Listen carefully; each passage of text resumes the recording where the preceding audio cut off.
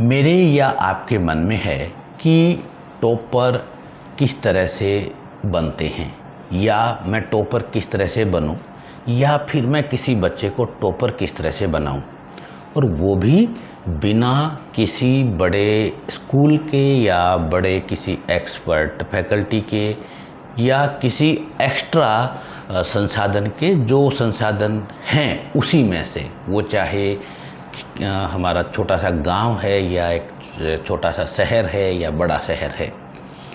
अगर ऐसा आपके मन में आता है कभी कभी या फिर हमेशा रहता है, तो ये वीडियो आपके लिए फ़ायदेमंद साबित होने वाला है। जी हाँ, नमस्कार। मैं doctor Praveen Mohil, study wellness expert और NLP प्रैक्टिशनर, रूबरू हूँ आपसे एक छोटे से रियल टॉपिक के साथ, जिसका नाम है मोहल्ले का टॉपर। जी हाँ, सही सुना आपने, मोहल्ले का टॉपर। वीडियो में मैं शुरुआत करता हूँ एक कहानी से। और एक छोटा सा एक गांव होता है और उस गांव में एक बच्चा होता है 6ठी क्लास में। और वो 6ठी क्लास में एक साधारण बच्चा होता है। और उस समय की बात है ये, जब उस माहौल में सिर्फ 2 ही रिज़ल्ट होते थे कि बच्चा फेल हो गया या बच्चा पास हो गया। अगर पास हो गया तो बहुत अच्छी बात है। इतना सा होता था उस माहौल में। वहाँ की कहानी है ये। उस बच्चे को 6ठी क्लास में उसी बच्चे के जो बड़े भाई हैं, वो उस समय 8वीं 9वीं 10वीं में होंगे, वो उनको एक बात समझाते हैं। और बात सिर्फ इतनी सी होती है कि फर्स्ट डिवीज़न क्या होती है, सेकंड डिवीज़न क्या होती है, थर्ड डिवीज़न क्या होती है। वो इतना सा समझाते हैं कि इतने % आ जाएं, कि 60% आ जाएं तो फर्स्ट डिवीज़न आ जाती है।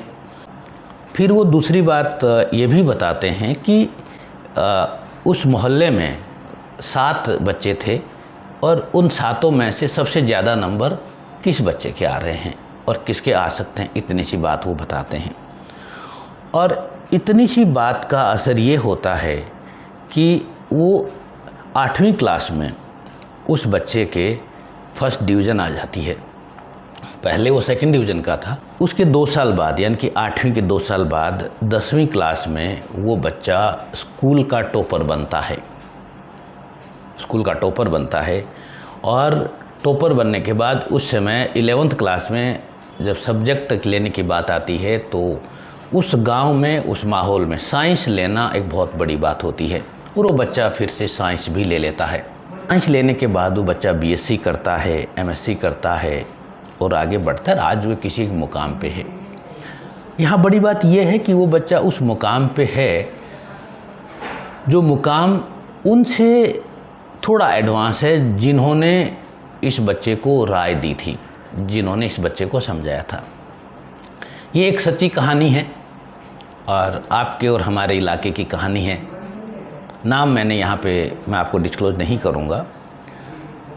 अगर इस कहानी में आपको कुछ दम लगता है तो वीडियो में अंत तक बने रहिए। तो आज का जो वीडियो है ये मोटे तौर पे 3 बिंदुओं पे आधारित है, जहाँ से मैंने लिया है। पहला जो इस वीडियो का सोर्स है वो है, एक बुक है द टैलेंट कोड। बुक का नाम है द टैलेंट कोड। और इस बुक का जो कंसेप्ट वो है, मैं रीड कर रहा हूँ, greatness is not born, it's grown. यानी कि महानता, यानी कि इंटेलिजेंसी बाय बर्थ नहीं होती है, इसको अचीव किया जाता है। बाय बर्थ नहीं होती है, इसको अचीव तो करना होता है। और इसके लेखक हैं डैनियल कॉयल। डैनियल कॉयल आप गूगल भी कर सकते हैं, मिल जाएगी आपको। स्पेलिंग में बोल दूँ, DANIEL COYLE, डैनियल कॉयल। दूसरा इसका कंसेप्ट यह है इस वीडियो का कि मेरा अब तक का पिछले 20 साल का आप के सामने जो स्टूडेंट्स हमारे कॉलेज में आते हैं, उन स्टूडेंट का अनुभव है। और इसमें अगर आपका बच्चा स्कूल में है या आप तो स्कूल में है, तो वो बहुत इम्पोर्टेंट हो जाता है। क्योंकि हमारे पास जब फर्स्ट ईयर में बच्चे आते हैं तो वो स्कूल से ही पास होके आते हैं। उसमें मैंने जो अब तक की जो मेरी स्टडी उसको मैंने शामिल किया है। और साथ ही साथ मैं एक NLP का प्रैक्टिशनर हूँ और स्टडी वेलनेस एक्सपर्ट के रूप में मैं काम करता हूँ। तो उसके जो सिद्धांत हैं, प्रिंसिपल्स हैं, उनको भी मैंने इसमें शामिल किया है। और यहाँ एक बड़ी बात है कि इस कहानी में किसी एक व्यक्ति ने उसको सिर्फ राय दे के टॉपर बना दिया या उसका एक सपोर्ट करके टॉपर बना दिया। ऐसे लोग आपके मोहल्ले में, आपके स्कूल में, आपके गांव में, आपकी कॉलोनी में अभी भी ऐसे लोग हैं और वो ऐसा कर रहे हैं। बहुत सारे ऐसे लोग हैं जो इस तरह का काम करते आ रहे हैं। कुछ ऐसे लोग भी हैं जिनको मैं पर्सनली भी जानता हूँ। दूसरी बात इसकी खास ये है कि इसका जो सबूत है, जो लोग काम कर रहे हैं उसका सबूत मैं आपको दूं कि जब आपका रिज़ल्ट आता है 10th का या 12th का या किसी एग्ज़ाम का, तो आप अखबारों में समाचार पढ़ते हैं कि वो बच्चा, उसके पास कोई संसाधन नहीं थे, वो झुग्गी झोंपड़ी में रहता था या खेत में काम करता था या उसके घर में लाइट नहीं थी। आप और हम ज़रा सोचें कि उन बच्चों के पास इतना बड़ा सोर्स ऑफ एनर्जी कहाँ से आती है। वो उसके पीछे एक साइंस है जो इस बुक में एक्सप्लेन करके समझाया गया है। और इस बुक को पढ़ने की भी ज़रूरत नहीं है। जो लोग ऑलरेडी ऐसा कर रहे हैं, और ऐसा करने के लिए किसी बहुत बड़े ज्ञान की या बहुत बड़ी स्टडी की ज़रूरत नहीं है। इस कहानी में जो इस बच्चे की जो फैमिली है उसमें कोई बहुत हाई एजुकेशन का लेवल नहीं था, क्योंकि इस कहानी के जो मेन पात्र हैं उनको मैं व्यक्तिगत रूप से जानता हूँ। और अगर आप टीचर हैं, चाहे आप स्कूल के टीचर हैं या किसी कॉलेज के हैं या किसी यूनिवर्सिटी के हैं, तो आपके पास पूरी संभावनाएं हैं इस तरह के टॉपर को पैदा करने की, इस टॉपर को तैयार करने की। अब मैं आगे चलूँ तो इसकी मैकेनिज़्म क्या है, और मैकेनिज़्म में जो हमारी जो पूरी साइंस है इसके पीछे, उस पे मैं नहीं जाऊँगा। सिर्फ है, यानी कि साइंस सिर्फ इतनी सी है कि जो हमारा जो नर्वस सिस्टम है, हमारा जो यानी कि हमारा जो माइंड और बॉडी का जो एक काम करने का जो तरीका है, ये आदत पे काम करता है।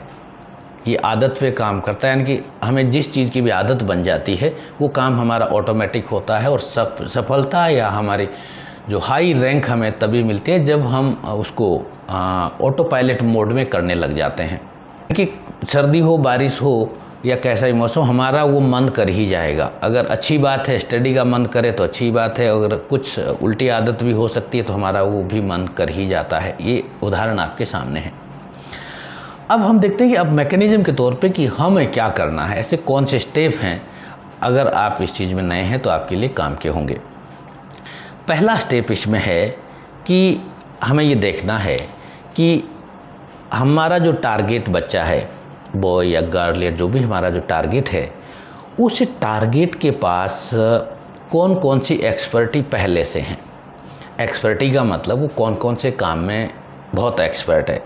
वो काम हो सकता है कि जैसे कोई बच्चा है वो खेलने में बहुत एक्सपर्ट है। खेलने में मान लो कि वो दौड़ लगाने में बड़ा एक्सपर्ट है। अगर क्रिकेट खेलता है तो मान लो कि कैच पकड़ने में बहुत एक्सपर्ट है, या फिर खेत में काम करने में एक्सपर्ट है, या फिर दुकान से सामान लाने में एक्सपर्ट है, या तैरने में एक्सपर्ट है, या चाय बनाने में एक्सपर्ट है, या चपाती बनाने में, या कुछ और। यानी कि ऐसा कोई बच्चा नहीं है जिसके पास इस तरह की एक्सपर्टी ना हो। ये मेरा अपना अनुभव है और विज्ञान भी ये बात कहता है। हो सकता है उसका स्टडी में ना हो, बट कहीं ना कहीं उसकी एक्सपर्टी होगी 100% है। हमें क्या करना है कि पहले स्टेप में उसकी एक्सपर्टी को आइडेंटिफाई करना है अपने मन ही मन में। उसके बच्चे की एक्सपर्टी को, 1 या 2 एक्सपर्टी हमें चाहिए, बहुत सारी नहीं चाहिए, और वो हमें दिख ही जाती है क्योंकि हम वहीं रहते हैं। तो उस एक्सपर्टी को आइडेंटिफाई करना है। आइडेंटिफाई क्या करने के बाद हमें उससे नॉर्मल बात करनी है, और 2-3 बार, जैसे आज हमने बात की, आज के 15 दिन बाद हम फिर बात कर लें। मान लो कोई बच्चा है कि वो सपोज करो कि दौड़ने में बहुत अच्छा है, बहुत अच्छे से वो दौड़ लगाता है, तो हमने आज बात की कि यार बेटा तुम बहुत अच्छी दौड़ लगाते हो। फिर 15-20 दिन बाद हमने फिर बात कर ली कि तुम बहुत अच्छी दौड़ लगाते हो। फिर 15-20 दिन बाद हमने, यानी कि 2-3 बार हम उससे बात करेंगे। और उसका जो फैक्ट है उसी, ना तो हम उसको एक्स्ट्रा अप्रिशिएट करेंगे और ना ही हम उसको डिमोरलाइज करेंगे, या कोई और हुनर उस बच्चे में है, राइटिंग अच्छी है या कुछ भी ऐसा उसका है, उसको हमें डिस्कस करना है।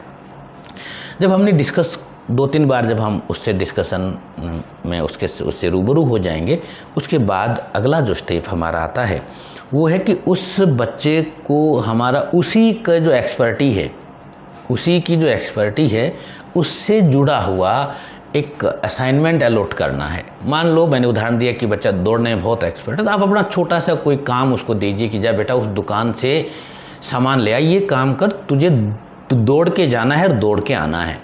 इतना सा आप उसको कहिए, देखिए बच्चा बड़ा खुश हो जाएगा और वो दौड़ के जाएगा, दौड़ के आएगा। यानी कि एक मोस्ट ईजीएस्ट जो उसका जो असाइनमेंट है, टास्क उसको अलॉट करना है, और वो आपने उसको अलॉट किया, एक बार नहीं उसको भी 2-3 बार आपको अलॉट करना है। और डियर फ्रेंड, ये काम जो मैं बात कर रहा हूँ ये मेरे प्रैक्टिकल एक्सपीरियंस भी है। काम हो सकता है किसी बच्चे को आप तो दौड़ने का दे सकते हैं, किसी बच्चे को नोट्स बनाने का भी दे सकते हो। यानी कि हर बच्चे की अपनी अपनी एक एक्सपर्टी है, उसमें से हमें सेकंड स्टेप में उसको असाइनमेंट हमें देना है।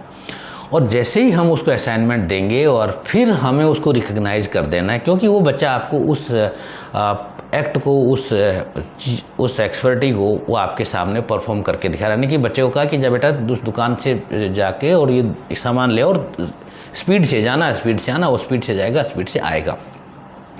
अब ये ऐसा 2-3 बार करना है। जैसे ही आप उसको 2-3 बार उसकी एक्सपर्टी को आप यूटिलाइज करोगे तो उस बच्चे के मन में एक आपके प्रति एक विश्वास पैदा होगा, और ये विश्वास ना शब्दों में आएगा, इसकी कोई भाषा नहीं होगी, बट वो एक विश्वास होगा जो बच्चे का जो सेंट्रल नर्वस सिस्टम है उस पर वो असर डालेगा।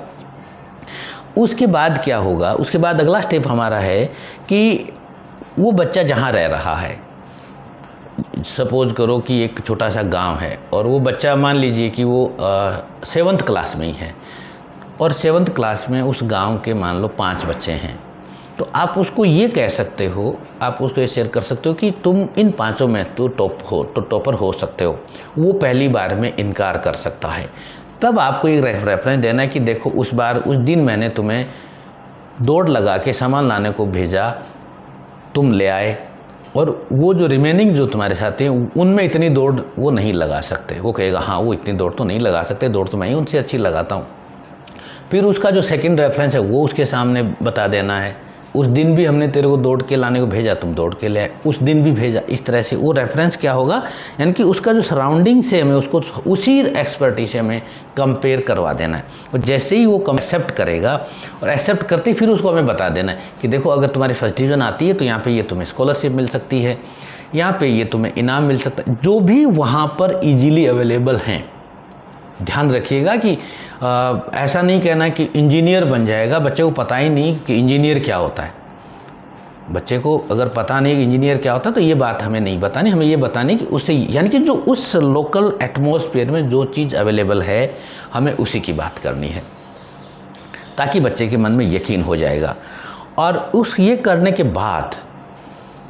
के बाद हमें थोड़े समय बाद फिर उससे बातों ही बातों में, बिना किसी अलग से मीटिंग करे, अपॉइंटमेंट करे, बातों ही बातों में एक इम्पोर्टेंट टास्क अलॉटमेंट करना है एक। और वो टास्क ये होगा कि आपको लगता है कि ये बच्चा इस फील्ड में जा सकता है, इस फील्ड में टॉप कर सकता है, वो स्टडी हो सकती है या कोई हाथ का हुनर हो सकता है या कोई और, ये आपको पता है क्योंकि वो बच्चा आपके सामने है। उससे जुड़ा हुआ उसको आप एक असाइनमेंट दे देंगे, और असाइनमेंट ऐसा होगा जो उसको आसानी से वो ले ही लेगा, आसानी से अचीव करने की स्थिति में वो है तो वो उसको ले लेगा। और जैसे ही वो उसको असाइनमेंट मिलेगा, जैसे ही वो उस टॉप पोजीशन को अचीव करेगा तो तब तक क्या होगा, तब तक उस बच्चे का जो पूरा जो नर्वस सिस्टम है, यानी कि पूरी जो बॉडी है वो पूरी तरह से रीस्ट्रक्चर्ड हो चुकी होगी। वो पूरी बॉडी पूरी तरह से रीस्ट्रक्चर्ड हो चुकी होगी। और ये बिल्कुल ऐसे ही है जैसे हम पहली बार साइकिल चलाना सीखते हैं तो एकदम हमें साइकिल का जो है हैंडल ही हमें समझ नहीं आता है, पैर हमारे अलग जाते हैं, और फिर कुछ समय बाद जब हम सीख जाते हैं तो हम बात करते करते भी साइकिल चला सकते हैं। पीछे किसी को बैठा के भी चला सकते हैं, तो हमारी वो एक्सपर्टी आ जाती है, यानी कि हमारा जो माइंड है उसके लिए यूज टू हो जाएगा। यानी कि तब तक उस बच्चे का जो दिमाग है वो उस टॉपर के प्रति, उस विक्ट्री के प्रति, उस विन के प्रति अडेप्ट हो जाएगा या एडिक्ट हो जाएगा कि अच्छा मुझे जीतना है। तो अडेप्ट करना, जैसे ही वो अडेप्ट हो जाएगा यानी कि उस बच्चे में एक वो आदत बन जाएगी। आदत किससे? कि सराउंडिंग से बाहर निकलने की, सराउंडिंग से बाहर निकलने की आदत बन जाएगी। और ऐसे एक नहीं सैकड़ों एग्जाम्पल हमारे सामने हैं। और ये ज़रूरी इसलिए भी है कि आज आपको पता है कि हमारे मोहल्ले में या हमारे जो सराउंडिंग में माहौल किस तरह से एक अलग सा बना हुआ है, और उस अलग से माहौल में हम किसी बच्चे को बचाना चाहते हैं और उस समय किस तरह हम उसको अलग निकाल सकते हैं। इसके लिए ये जो मेरा वीडियो है ये मकसद है। उस बच्चे को उसका जो आदत के जो फ़ायदे उसको जब मिलने शुरू हो जाएंगे तो वो आदत उसकी कभी भी टूटेगी नहीं, वो आदत उसकी टूटेगी नहीं और वो ज़िंदगी में सफल हो जाएगा। और ये एक ऐसा भी समझ सकते हैं कि सामाजिक रूप से हम अपनी सोसाइटी को या अपने रूरल में हमारा गांव है, मोहल्ला है हमारा, ऐसे समझ सकते हैं कि पे बैक टू सोसाइटी हमारा कंट्रीब्यूशन भी हो सकता है। हाँ, अगर इस वीडियो से जुड़ा हुआ आपका कोई सवाल है तो आप मुझसे पूछ सकते हैं। और अगर आप किसी स्कूल के या किसी इंस्टीट्यूट में हैं और आप हमसे डिस्कस करना चाहते हैं तो हमें अच्छा लगेगा, आप हमें बता सकते हैं। और अगर हाँ वीडियो आपको अच्छा लगा हो तो मैं चाहूँगा कि आप वीडियो को लाइक कर दें। और आपको लगता है कि आपके स्टाफ में या आपके जो दोस्त हैं उनके साथ ऐसा कुछ संभावित है तो आप वीडियो वहाँ तक शेयर कर दें। और चूँकि मैं इसी तरह के डिफरेंट एस्पेक्ट की वीडियो में बनाता रहता हूँ तो गुजारिश है कि मेरे चैनल को सब्सक्राइब भी कर लें। Thank you very much.